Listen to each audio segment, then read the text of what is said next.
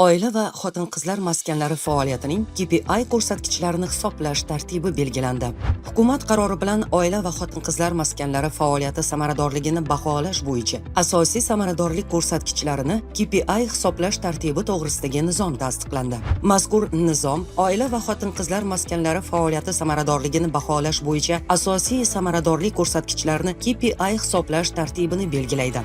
Nizom talablari barcha tuman, shahar maskanlari uchun majburiy hisoblanadi. Nizomga ko'ra KPI hisob-kitoblari har oy yakunida amalga oshiriladi. Har chorak va yil yakunida tahlil qilinadi. KPI hisoblashda quyidagi rasmiy ma'lumotlar manba sifatida qabul qilinadi.